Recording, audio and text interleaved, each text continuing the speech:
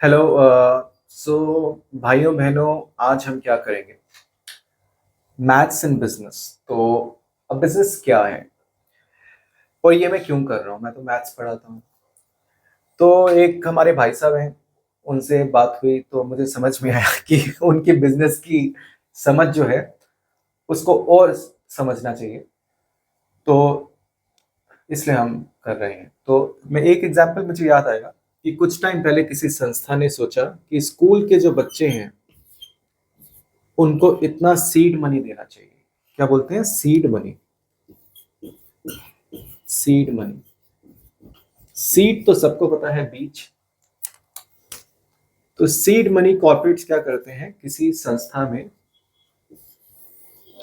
दे देते हैं, इन्वेस्टमेंट मान के या कैसे भी मान के, और उम्मीद करते हैं कि बीज क्या होगा, कभी ना कभी बढ़ेगा। बीज क्या होगा, कभी ना कभी बढ़ेगा। तो वो सीड मनी कितना था? 60 CR, मतलब 60 करोड़ का था। अब आप बोलोगे अरे मेरे को तो मिल जाए, मैं काम ही नहीं करूं पूरी जिंदगी। पर पॉइंट इसकी आपको नहीं मिलेगा, क्योंकि 60 CR एक व्यक्ति को या एक बच्चे को नहीं मिलना था, कितना को मिलना था? तो खबर ये आई कि एक बच्चे को मिल रहा था कितना? 2K, क्योंकि स्कूल का प्रोजेक्ट था। 2K सबको पता है, के प्रीफिक्स नोटेशन है, 2000 हो गया मल्टीप्लाई 1000 से। तो एक बच्चे को 2000 मिलेगा, तो प्रश्न ये है कितने बच्चों को मिल रहा था? तो सिंपल है, पहले 60 CR को कन्वर्ट कर लो। 60 CR कितना होगा? इक्वल टू 60 करोड़ में कितने जीरो आएंगे? 10⁻⁷। 10⁻⁷। तो 6 7 0 यहाँ से, 8वां यहाँ पे। 1 2 3 4 5 6 7 8, कितने हमारे पास जीरो आए? तो 60 CR 60 करोड़ रुपीस हो गया। 6 × 10⁸ भी बोल सकते थे, 8 जीरो लगा दिए। अब वो कह रहे हैं कि एक बच्चे को टारगेट है 2000 दे रहे हैं। कितने? 2000। तो टोटल कितने बच्चे होंगे? 2000 को डिवाइड कर, 5 पीपल और 2000 रुपये, तो 10,000 रुपये हो गए। कई बच्चों ने सोचा 10,000 भी कम पड़ेंगे, तो हम कितने की टीम बनाते हैं? यस, 10 लोगों की बनाते हैं। तो 10 पीपल, बात वही है, रुपीज तो उतने ही है। तो कितने मिलेंगे? आपके 20,000 हो जाएंगे। अब इतने में आपको इन्वेस्टमेंट करनी है, 10,000 रुपये या 20,000 रुपये, एज ए इंडिविजुअल या as a group? Yes, as a group करना है। तो मान लीजिए 10,000 वाले ने बिजनेस किया राखियों का। किसका? राखी का। 20,000 वाले ने इन्वेस्ट किया दिया का, जैसे अभी दिवाली चल रही है, दिवाली फेस्टिवल, दिए का। किसी किसी ने तो हेयर पिन का इन्वेस्ट कर दिया। अभी कुछ दिन पहले ही मैं मिला एक बच्ची को, वो अभी तो कॉलेज में आ गई है, तो पर सेकेंड ईयर में है वो शायद।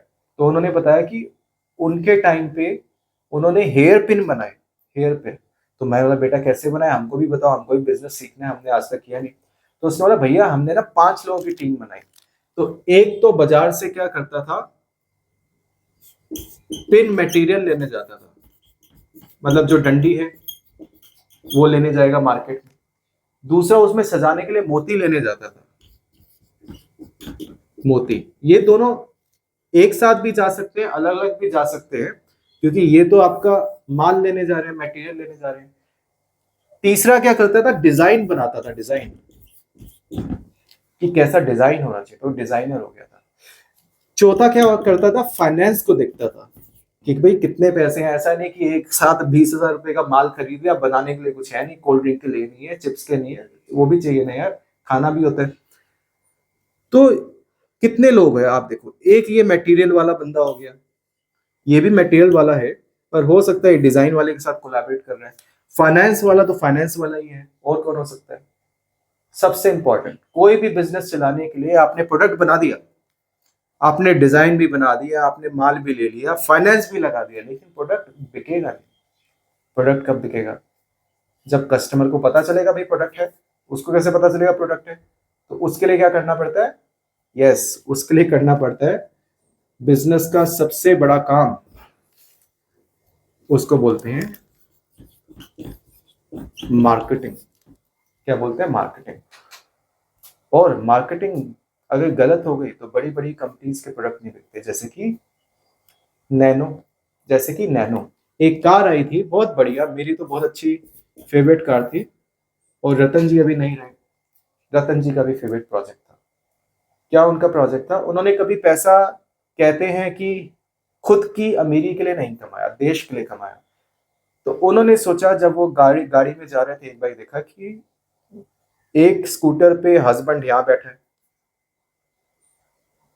आगे एक बच्चा बैठा है, पीछे दो बच्चे बैठे हैं और पीछे मम्मी बैठी है, थोड़ा सा इधर उधर गिर जाएगा। तो उनको लगा नहीं यार, ऐसा नहीं होना चाहिए।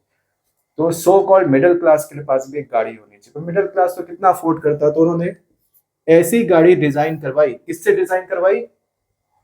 बच्चों से। मतलब ये नहीं 18 साल के नीचे, 24-25 साल के बच्चों से। बच्चे क्यों बोलते हैं, हमारे देश में उनको बच्चा ही कहते हैं क्योंकि वो घर पे ही रहते हैं, लेकिन यूथ थे, 24-25 साल के यूथ आप बोल सकते हो। तो उन्होंने जब डिजाइन बनाया तो बहुत बढ़िया डिजाइन बनाया और बहुत सस्ता बनाया, क्योंकि उनको तो कॉस्ट की पड़ी नहीं है 24-25 साल वालों को। तो आप कह सकते हैं कि बहुत ही रेवोल्यूशनरी कार बनी पूरे भारत के इतिहास में, कि 1 लाख रुपए के अंदर, थोड़ा कम या ज्यादा हो सकता है, लेकिन 1 लाख अप्रोक्सीमेट के अंदर 24-25 साल के यूथ ने, युवा पीढ़ी ने कार बनाई। रतन जी ने खुद चलाई, अगर आप वीडियोस देखोगे, बताने के लिए। मेरा एक दोस्त है, अहमदाबाद रहता है, उसने भी खरीदी थी, लेकिन अभी बिकी नहीं। लॉन्ग टर्म में, लॉन्ग टर्म में चली नहीं, जिसको कहते हैं पिट गई। तो क्यों पिट गई ये कार? क्योंकि जो सेल्स और मार्केटिंग टीम थी, उन्होंने उसको कैसे एडवर्टाइज किया कि इट इज द चीपेस्ट। और कोई आदमी अपने आप को चीप दिखाना नहीं चाहता है, होते सभी हैं थोड़े बहुत कोई दिखाना नहीं चाहता है कि हम चीप। शादी ब्याह में ही दिख जाता है। जो आदमी 2 लाख का खर्चा कर सकता है वो 10 का करता है, जो 10 का कर सकता है वो 50 लाख का खर्चा करता है, बाकी 40 लाख लोन लेता है। तो ये दिखावे की दुनिया है। तो रतन जी को बड़ा दुख हुआ, और उन्होंने एक इंटरव्यू आप सुन सकते हैं, उन्होंने बोला कि nano car was his best project. पर वो गलती किसकी थी? उनकी सेल्स एंड मार्केटिंग टीम की थी। क्या गलती थी? गलती ये थी कि चीपेस्ट नहीं बोलना चाहिए था, सस्ता नहीं बोलना चाहिए था। क्या बोलना चाहिए था? The word is affordable.